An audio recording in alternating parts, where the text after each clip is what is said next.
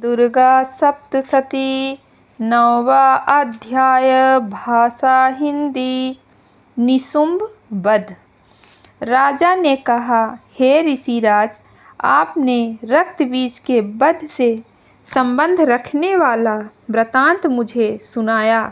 अब मैं रक्त बीज के मरने के पश्चात क्रोध में भरे हुए शुंभ व निशुंभ ने जो कर्म किया वह सुनना चाहता हूँ। महर्षि मेधा ने कहा, रक्त बीज के मारे जाने पर शुंभ और निशुंभ को बड़ा क्रोध आया और अपनी बहुत बड़ी सेना का इस प्रकार सर्वनाश होते देख निशुंभ देवी पर आक्रमण करने के लिए दौड़ा। उसके साथ बहुत से बड़े बड़े असुर देवी को मारने के वास्ते दौड़े और महापराक्रमी शुंभ अपनी सेना सहित चंडिका को मारने के लिए बढ़ा। फिर शुंभ और निशुंभ का देवी से घोर युद्ध होने लगा और वह दोनों असुर इस प्रकार देवी पर बाण फेंकने लगे जैसे मेघों से वर्षा हो रही हो। उन दोनों के चलाए हुए बाणों को देवी ने अपने बाणों से काट डाला और अपने शस्त्रों की वर्षा से उन दोनों दैत्यों को चोट पहुंचाई। निशुंभ ने तीक्ष्ण तलवार और चमकती हुई ढाल लेकर देवी के सिंह पर आक्रमण किया। अपने वाहन को चोट पहुंची हुई देखकर देवी ने अपने क्षुरप्र नामक बाण से निशुंभ की तलवार व ढाल दोनों को ही काट डाला। तलवार और ढाल कट जाने पर निशुंभ ने देवी पर शक्ति से प्रहार किया। देवी ने अपने चक्र से उसके 2 टुकड़े कर दिए। फिर क्या था, दैत्य मारे क्रोध के जल भुन गया और उसने देवी के मारने के लिए उसकी ओर शूल फेंका, किंतु देवी ने अपने मुक्के से उसको चूर चूर कर डाला। फिर उसने देवी पर गदा से प्रहार किया। देवी ने त्रिशूल से गदा को भस्म कर डाला। इसके पश्चात वह फरसा हाथ में लेकर देवी की ओर लपका। देवी ने अपने तीखे बाणों से उसे धरती पर सुला दिया। अपने पराक्रमी भाई निशुंभ के इस प्रकार से मरने पर शुंभ क्रोध में भरकर देवी को मारने के लिए दौड़ा। वह रथ में बैठा हुआ उत्तम आयुधों से सुशोभित अपनी 8 बड़ी बड़ी भुजाओं से सारे आकाश को ढके हुए था।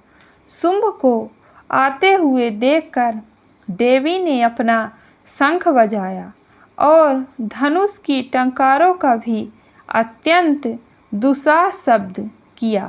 साथ ही अपने घंटे के शब्द से, जो कि संपूर्ण दैत्य सेना के तेज को नष्ट करने वाला था, संपूर्ण दिशाओं को व्याप्त कर दिया। इसके पश्चात देवी के सिंह ने भी अपनी दहाड़ से, जिसे सुन बड़े बड़े बलवानों को मदचूर चूर हो जाता था, आकाश, पृथ्वी और 10 दिशाओं को पूरित कर दिया। फिर आकाश में उछलकर काली ने अपने दांतों तथा हाथों को पृथ्वी पर पटका। उसके ऐसा करने से ऐसा शब्द हुआ जिससे कि उससे पहले के सारे शब्द शांत हो गए। इसके पश्चात शिवदूती ने असुरों के लिए भय उत्पन्न करने वाला अट्टहास किया, जिसे सुनकर सब दैत्य थर्रा उठे और शुंभ को बड़ा क्रोध आया। फिर अंबिका ने उसे, अरे दुष्ट, खड़ा रह कहा तो आकाश से सभी देवता जय हो बोल उठे। शुंभ ने वहां आकर ज्वालाओं से युक्त एक अत्यंत भयंकर शक्ति छोड़ी, जिसे आते देखकर देवी ने अपनी महोल्का नामक शक्ति से काट डाला। हे राजन, फिर शुंभ के सिंहनाद से तीनों लोक व्याप्त हो गए और उसकी प्रतिध्वनि से ऐसा घोर शब्द हुआ जिससे इससे पहले के सब शब्दों को जीत लिया।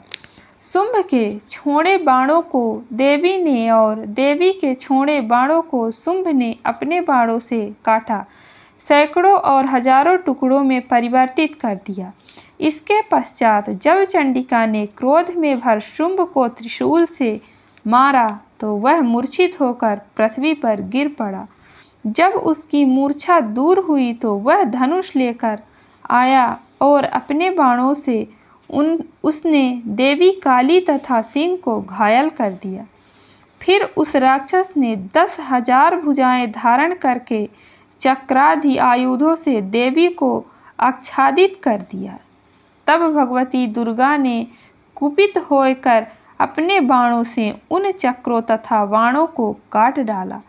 यह देखकर निशुंभ हाथ में गदा लेकर चंडिका को मारने के लिए दौड़ा। उसके आते ही देवी ने तीक्ष्ण धार वाले खड्ग से उसकी गदा को काट डाला। उसने फिर त्रिशूल हाथ में लिया।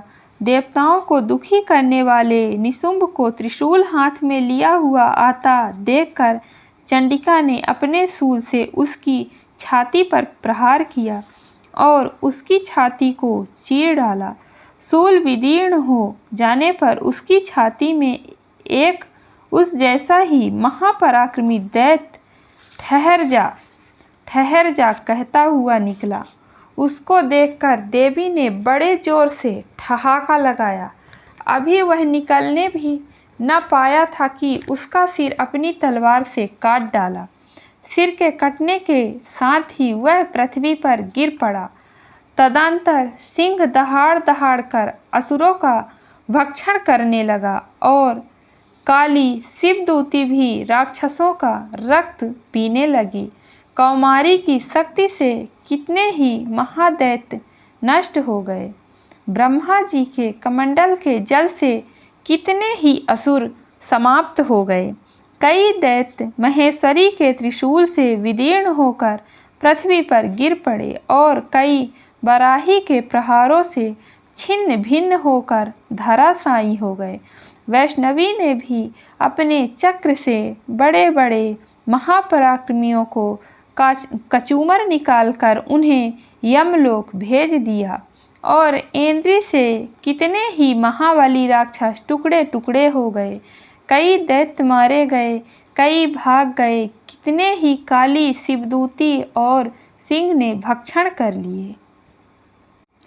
इति श्री 9वां अध्याय संपूर्ण।